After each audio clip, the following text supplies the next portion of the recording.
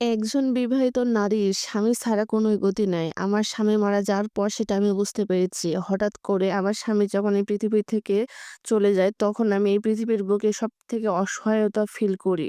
এই ২ কোণে আমার কেউ ছিল না। না ছিল শ্বশুরবাড়ির কোনো লোকজনের সাপোর্ট, না ছিল আমার বাবার বাড়ির লোকজন। শুধু থাকার মধ্যে ছোট্ট একটা বোন ছিল। সেই বোনের বাসায় আমি উঠি আমার ৫ বছরের একটা মেয়েকে নিয়ে। যেদিন আমি আমার ছোট বোনের বাসায় উঠি সেই দিনে বুঝতে পারি আমার এই আগমনে তার হাসব্যান্ড ও আমার ছোট বোন কোনোভাবে খুশি হতে পারেনি। এভাবে চলে যায় প্রায় ১ সপ্তাহ।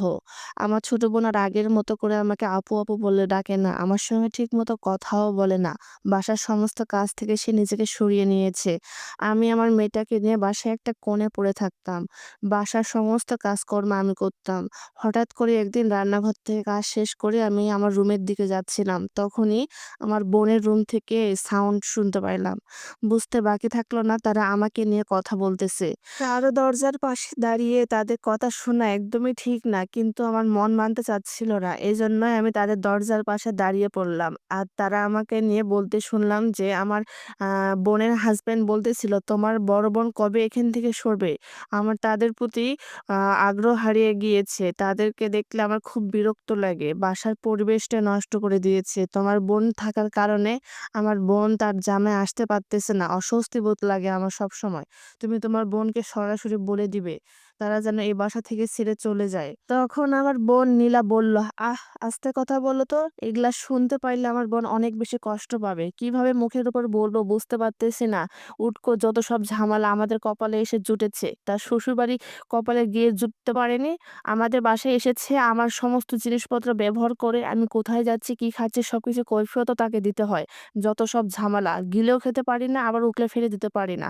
এসব বলার পর দুজনে চুপ হয়ে যায়। বুঝতে পারলাম হয়তোবা তারা ঘুমে গিয়েছে। আমার ২ চোখ বেয়ে পানি পড়তে লাগলো। আমি অসহায়ের মতো কাঁদতেছিলাম। এই পৃথিবীতে যার স্বামী নেই তারাই বুঝতে পারে তার জন্য এই পৃথিবীটা কতটা জাহান্নামের মতো হয়ে যায়।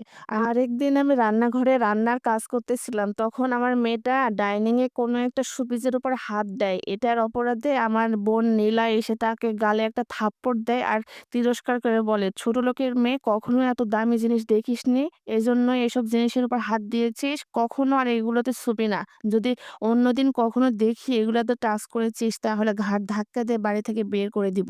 এত কিছু আমার চোখের সামনে দেখার পর আর নিজেকে কোনোভাবে ধরে রাখতে পারলাম না। আমি আমার ছোট বোনকে বলেই বসলাম, "আমরা আর এখানে কখনোই থাকবো না, এক মুহূর্তও না।